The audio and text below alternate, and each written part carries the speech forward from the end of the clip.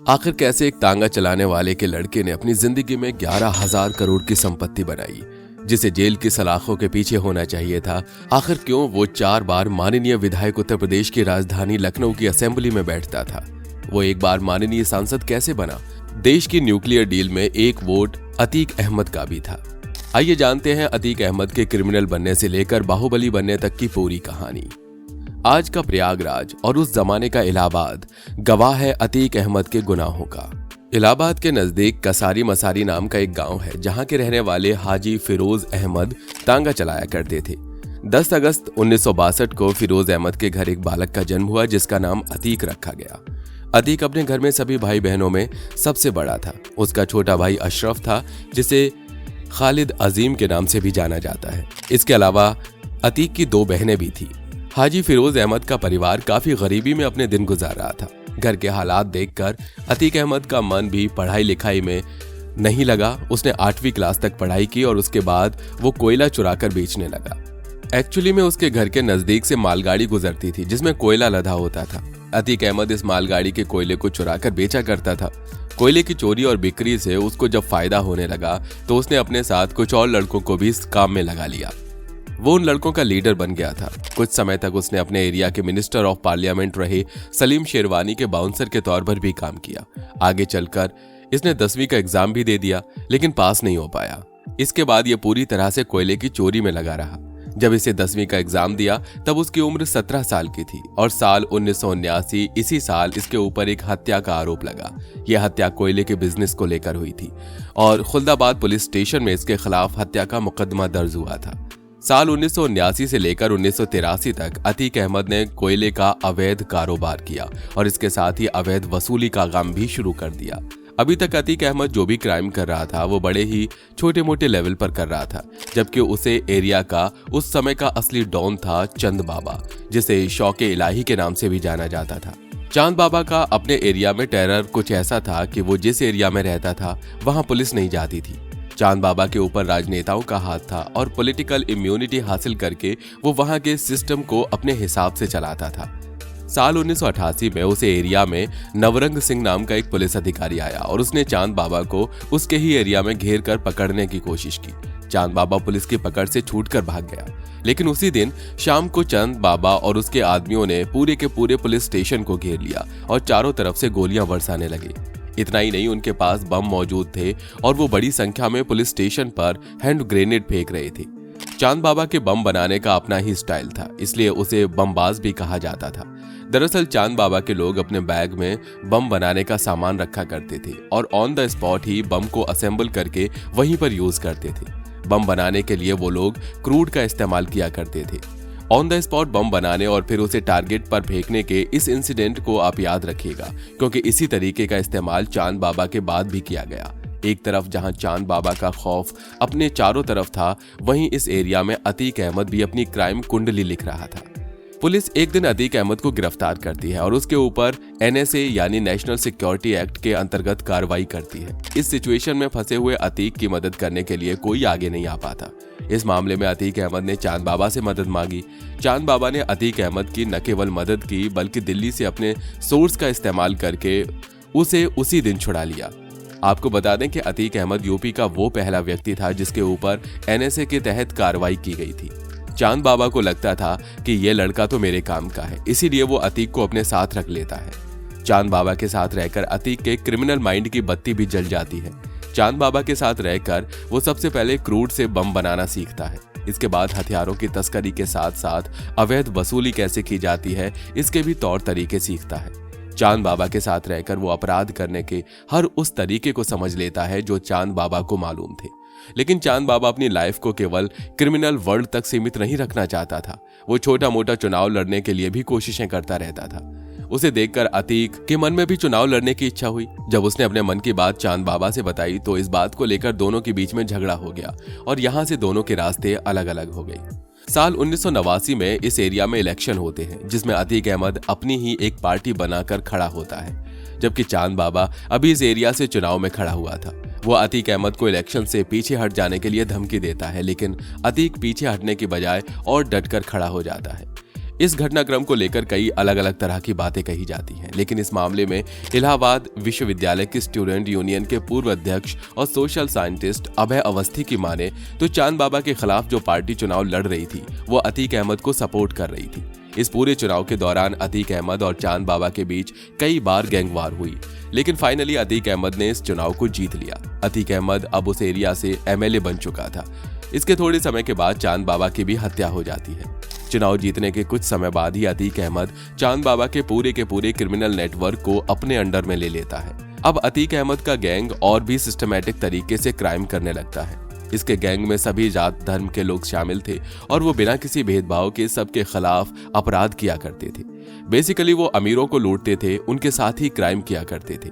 साल 1989 से लेकर 2004 तक अतीक अहमद लगातार इस एरिया से विधायक का चुनाव जीतता रहा। उसने बड़े बड़े दिग्गजों को हराकर इस चुनाव को जीता था। इसका कारण था ट्रिपल एम यानी मैन, मसल्स और मनी। चुनाव जीतने के लिए उसके पास बाहुबल और पैसे की कमी नहीं थी। अतीक अहमद के बारे में यह भी कहा जाता है कि दूसरों की जमीन कब्जा करके उसने काफी पैसा कमाया, लेकिन इसके साथ ही इलेक्शन के टाइम पर यह अपने एरिया के लोगों पर इलेक्शन टैक्स लगा दिया करता था। यानी कि जितने भी बड़े बड़े स्कूल, हॉस्पिटल और बिजनेसमैन हुआ करते थे, ये सबसे पैसा वसूल किया करता था। लेकिन इसकी क्राइम कुंडली और भी ज्यादा खतरनाक है। चुनाव के टाइम पर यह बड़ी बड़ी पार्टियों के नाम से भी लोगों से चंदा वसूली किया करता था।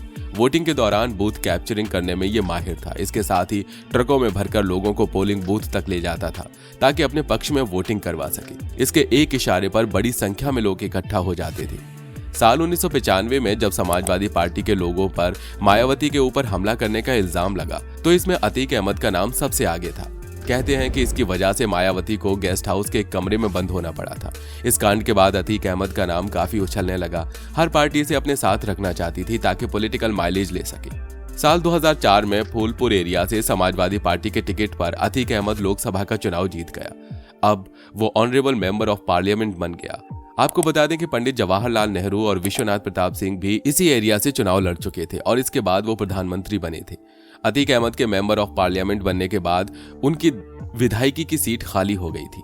अक्टूबर 2004 में इसी सीट पर बाई इलेक्शन की घोषणा हुई और अतीक अहमद ने यहां से अपने भाई को उम्मीदवार के तौर पर उतार दिया, जबकि बहुजन समाज पार्टी ने इसी क्षेत्र से राजू पाल को अपना उम्मीदवार बनाया था।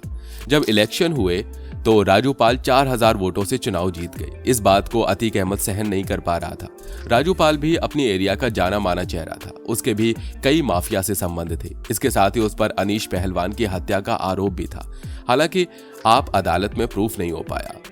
अक्टूबर 2004 में राजू पाल ने चुनाव जीता था और नवंबर 2004 में उसके ऊपर जानलेवा हमला होता है, लेकिन वो बाल बच जाता है। इसी तरीके का एक हमला दिसंबर 2004 में फिर होता है, लेकिन इस बार भी राजू पाल बच गया। इसके बाद 16 जनवरी 2005 को राजू पाल पूजा नाम की लड़की से शादी कर लेता है। अपनी शादी के 9 दिन बाद 26 जनवरी 2005 को राजू पाल 2 गाड़ियों में अपने साथियों के साथ दोपहर को रिपब्लिक डे सेरेमनी के लिए जाता है। कहा जाता है कि उस समय उसके साथ उसके फ्रेंड एडवोकेट उमेश पाल भी मौजूद थे। अचानक बीच बाजार में करीब 20 से 25 हमलावर राजू पाल की दोनों गाड़ियों को घेर लेते हैं और ताबड़तोड़ फायरिंग शुरू कर देते हैं। इस समय राजू पाल को भी गोलियां लग गई थी और उसके साथी उसे एक टेम्पो में शिफ्ट करते हैं और अस्पताल की तरफ ले जाते हैं। सभी हमलावर अस्पताल तक पहुंचाते हैं, वहां भी बम और बंदूक से हमला करते हैं। फाइनली राजू पाल की मौत हो जाती है। उसे 19 गोलियां लगी थी। एक सिटिंग एमएलए की दिन दहाड़े हत्या से लोगों में गुस्सा भर जाता है और वो प्रदर्शन शुरू कर देते हैं। एसपी से नीचे के रैंक के सभी कर्मचारियों को सस्पेंड कर दिया जाता है और राजू पाल की पत्नी पूजा पाल, अतीक अहमद, उसके भाई अशरफ और अन्य लोगों के खिलाफ हत्या का मुकदमा दर्ज करवाती है। इसके बाद फिर इस एरिया से बाई इलेक्शन होता है और इस इलेक्शन में राजू पाल के स्थान पर उसकी पत्नी पूजा पाल चुनाव में खड़ी होती है, जबकि अतीक अहमद एक बार फिर अपने भाई अशरफ को चुनाव में उतारता है। इस बार चुनाव में अशरफ की जीत होती है। कुल मिलाकर टाइम और सिस्टम दोनों ही अतीक अहमद के फेवर में थे। उसका भाई उस एरिया से एमएलए था, वो खुद एमपी था और सूबे में समाजवादी पार्टी की सरकार थी। एक तरफ अतीक अहमद हत्या, लूट, अवैध वसूली जैसे काम किया करता था, दूसरी तरफ वो लोगों के लिए भलाई के काम भी करता था। किसी की शादी करवानी है, उसमें दहेज की व्यवस्था करनी है, पैसों की व्यवस्था करनी है, तो वो अतीक के जिम्मे था। 2 भाइयों के बीच में अगर जमीन का विवाद है तो वो उसे निपटा देता था। कुल मिलाकर वो अपना एक सेपरेट जुडिशियल सिस्टम चलाता था जिसमें सैकड़ों लोग उसके पास अपनी समस्याएं लेकर आते थे। साल 2007 तक अतीक अहमद का दबदबा और जलवा दोनों रहा। 13 मई 2007 के इलेक्शन में उत्तर प्रदेश में समाजवादी पार्टी की सरकार चली गई।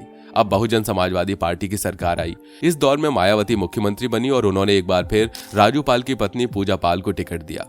पूजा पाल ने अतीक के भाई अशरफ को हरा दिया और अब वो एमएलए बन गई। सरकार बदलने से जहां अतीक अहमद की हवा खराब हो गई, वहीं उसके सताए हुए लोग अब सामने आने लगे। खुद राजू पाल के दोस्त उमेश पाल सामने आए। उन्होंने पुलिस के पास आकर बयान दिया कि राजू पाल हत्याकांड मामले में साल 2006 में अतीक अहमद ने उन्हें किडनैप करके जबरदस्ती दबाव बनाया था ताकि वो अपना बयान बदल ले। उमेश पाल का ये बयान और उसकी किडनैपिंग का ये मामला आगे चलकर अतीक अहमद के गले की हड्डी बन गया।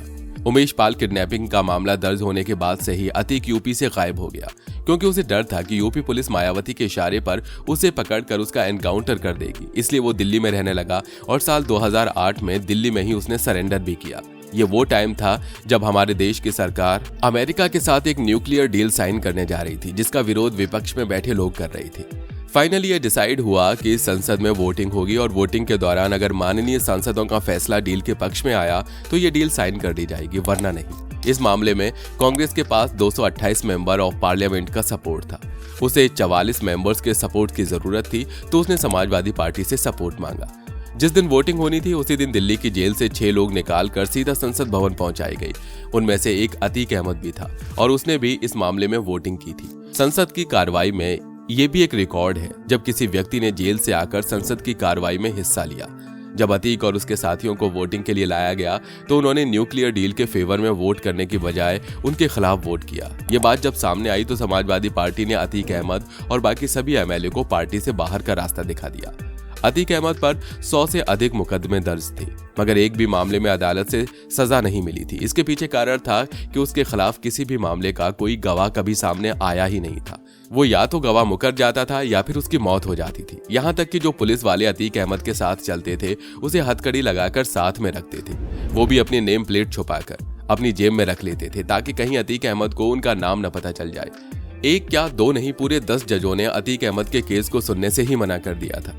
फाइनली अतीक के खिलाफ कोई मामला प्रूफ नहीं हुआ, इसलिए वो चुनाव लड़ सकता था। साल 2009 और 2012 के दोनों ही इलेक्शन में अतीक अहमद ने चुनाव लड़ा, लेकिन इसमें उसकी हार हुई। 2014 के इलेक्शन के दौरान मुलायम सिंह यादव और अखिलेश यादव के बीच इस बात को लेकर बहस हुई कि अतीक को टिकट दिया जाए या नहीं। फाइनली मुलायम सिंह यादव के कहने पर अतीक अहमद को टिकट मिल गई। हालांकि 2014 का इलेक्शन भी वो हार गया। इसके बाद भी अतीक अहमद लोगों के मामले सुनने, उनका निपटारा करने में एक्टिव रहता था। साल 2016 में इलाहाबाद विश्वविद्यालय के अंतर्गत सैम हिग्निबोटम यूनिवर्सिटी ऑफ एग्रीकल्चर की परीक्षा में 2 लोग चीटिंग कर रहे थे। वहां मौजूद स्टाफ ने इन दोनों को पकड़ा और एग्जाम से बाहर कर दिया। ये लोग सीधा अतीक अहमद के पास पहुंचे। अतीक अहमद ने सारी बातें सुनी, फिर वो बहुत सारे लोगों को लेकर सीधा परीक्षा हॉल में पहुंच गया। वहां उसने टीचर के साथ मारपीट की। इस मामले का वीडियो काफी वायरल हुआ था। इसकी वजह से अतीक अहमद को फरवरी 2017 में फिर से गिरफ्तार कर लिया गया। 19 मार्च 2017 में यूपी में योगी जी की सरकार आ गई, लेकिन इसके बावजूद अतीक अहमद जेल में रहकर अपने काले कारनामे कर रहा था।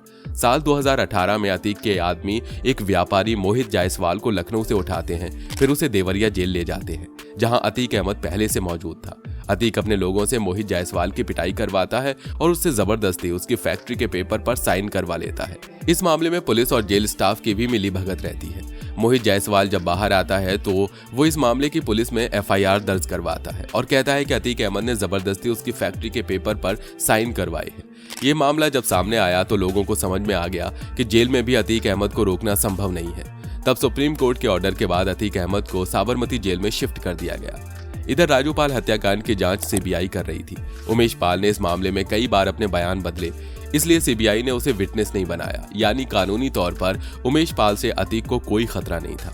लेकिन फिर भी 24 फरवरी साल 2023 को जब उमेश पाल कोर्ट से अपने घर की तरफ आ रहा था, उसी समय उनके ऊपर घर के नजदीक ही हमला हो गया, जिसमें उमेश पाल और उनके गनर की मौत हो जाती है। जया पाल इस मामले में आई विटनेस रहती हैं और वो पुलिस में जाकर ये बयान देती हैं कि उनकी भी जान को खतरा है, उनको भी धमकी मिली है। वो पुलिस में नामजद रिपोर्ट लिखवाती हैं, जिनमें अतीक अहमद, उसकी पत्नी, उसके भाई और उसके 2 बेटों के साथ साथ 6 और लोगों का नाम शामिल रहता है। इस मामले में यूपी की लॉ एंड ऑर्डर पर सवाल खड़े कर दिए जाते हैं। दिन दहाड़े गोलियां चली थीं। पुलिस को इसकी सीसीटीवी फुटेज मिल जाती है जिसमें पुलिस 7 लोगों को आइडेंटिफाई करती है, जिसमें अतीक का बेटा असद, उसका ड्राइवर अरबाज, गुड्डू मुस्लिम, उस्मान, गुलाम, अरमान और साहिल के नाम होते हैं। पुलिस पूरी ताकत के साथ इन लोगों की तलाश शुरू कर देती है। इस मामले में 27 फरवरी 2023 को इलाहाबाद के नेहरू पार्क के पास ड्राइवर अरबाज के साथ पुलिस का एनकाउंटर हो जाता है जिसमें अरबाज की मौत हो जाती है। उसके बाद 6 मार्च 2023 को पुलिस उस्मान को मार गिराती है। 28 मार्च को अतीक अहमद के खिलाफ उमेश पाल किडनैपिंग मामले में उम्र कैद की सजा का ऐलान होता है। यह मामला पहला था जिसमें अतीक अहमद को सजा हुई। बाहुबली इसी को कहते हैं जो जुर्म करने के बाद अदालत में उसे साबित ही न होने दे। इस मामले की सुनवाई के लिए अतीक अहमद को गुजरात की साबरमती जेल से और उसके भाई अशरफ को बरेली जेल से प्रयागराज लाया गया। 13 अप्रैल 2023 को यूपी के झांसी में अतीक अहमद के बेटे असद और गुलाम को भी पुलिस एनकाउंटर में मार गिराती है। जो कभी दूसरों की जान लेने में एक सेकंड भी नहीं सोचता था, आज उसे अपनी जान के लाले पड़े थे। उसका कहना था कि उसका भी एनकाउंटर हो जाएगा। अतीक की बीवी ने भी सीएम योगी को इसी बात को लेकर चिट्ठी लिखी थी। यह घटना 15 अप्रैल 2023 की है, जब कोर्ट के ऑर्डर के अकॉर्डिंग अतीक अहमद को प्रयागराज के धूमनगंज पुलिस स्टेशन से मेडिकल के लिए अस्पताल ले जाया जा रहा था। अतीक के साथ उसका भाई अशरफ भी मौजूद था। इसी बीच मीडिया कर्मियों के बीच से ही 3 लोग अचानक सामने आए और उन्होंने अतीक अहमद अशरफ के सिर से सटाकर गोलियां चलाना शुरू कर दिया। देखते ही देखते दोनों ढेर हो गए। मीडिया के सामने हुए इस हत्याकांड से पूरा देश हैरान रह गया। लवलेश तिवारी, मोहित और अरुण मौर्य नाम के ये तीनों नौजवान इस हत्याकांड के लिए जिम्मेदार थे।